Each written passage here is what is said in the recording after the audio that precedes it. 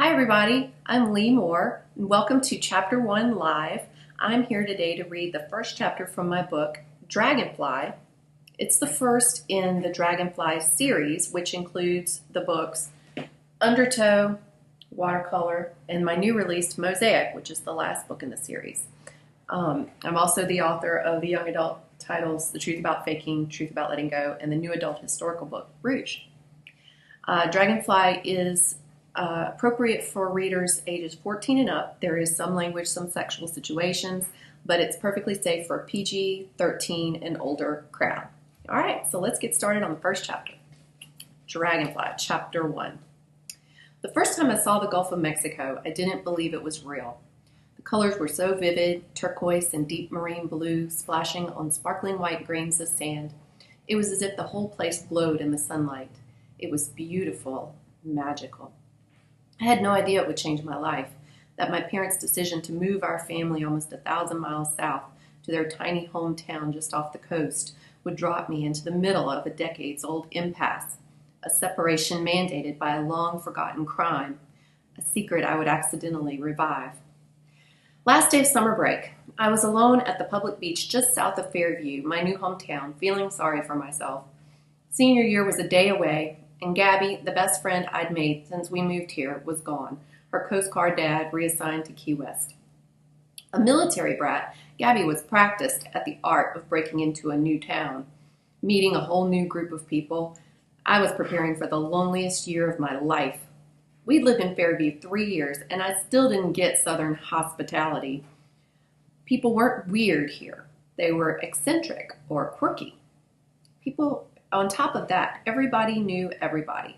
And if you didn't ask about everybody's family members, most importantly their mothers, you were considered rude. It was a setup I was destined to fail, but Gabby could always turn it around with a funny quip or a hilarious questioning of how anyone could be so nice. They were clearly either hiding a secret life or they needed to get one. Now I was the one entering senior year in need of a life. Of course I had other friends, but none like Gabby.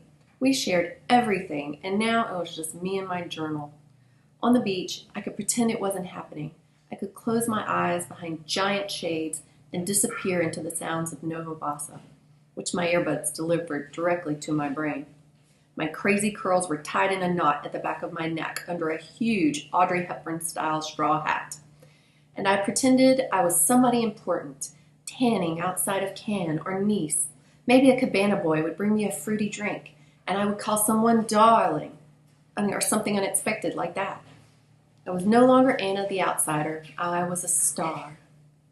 The song ended and my damp eyes flickered open, and there they were, right next to me on the sand, facing the opposite direction.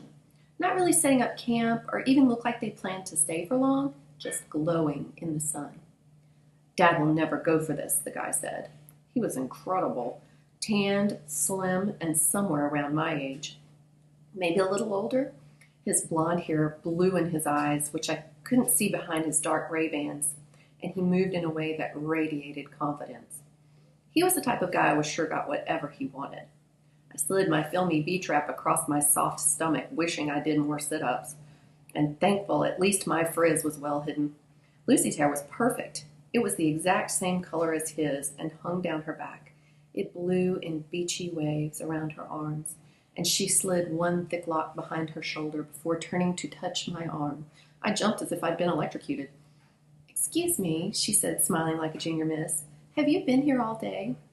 No," I said, cheeks hot. "I've only been here about an hour." "Oh, sorry, I was just looking for someone. I thought maybe you might have seen him.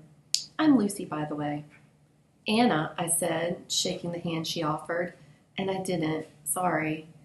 "No worries, Anna." She was still smiling as she turned away. I was sure I'd seen her red bikini on television, and she had the supermodel body to wear it.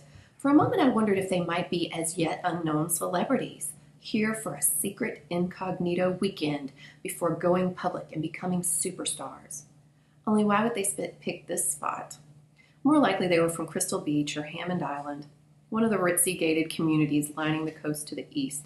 Only it still didn't make sense for them to be here. Those places had their own guarded beaches, safe from the commoners like me. The guy spoke again in his smooth, deep voice. "Let's go, he's not coming." "You're being annoying, Jack," she said, leaning back on her elbows and getting comfortable. "It's only been 5 minutes. He hasn't had a chance." "I can't believe you're doing this again." She waved at the turquoise water. "Cool off and give him a few more minutes." It was impossible not to stare at Jack as Jack walked down to the shore.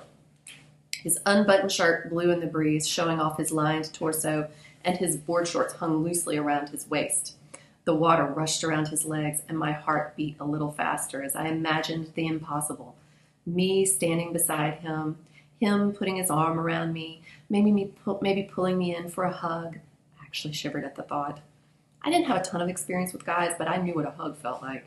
And in a place where most people lived in swimsuits half the year, I was familiar with the sensation of skin against skin. Suddenly, he turned back. I squeezed my eyes shut, embarrassed, even though I knew he couldn't see me watching him behind my dark sunglasses. When I peeked again, he was back on the towel, feet shoved in the sand, seeming angry. "So is BJ short for bad joke?" Lucy shook her golden hair back. "Something must have happened." "Good, this was a setup for trouble. Again."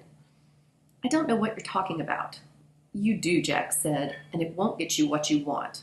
She sat up and smiled, blinking innocently. "I want to meet the cute lifeguard I met yesterday at Scoops." "You want things to be different with Dad." Jack's voice was low and even. "Dad can go straight to hell." "Yes, that's exactly the message you send." Jack exhaled and smoothed the sand under his hand. I was flat out eavesdropping, and no getting around it, but their conversation fascinated me, not to mention he was in perfect view.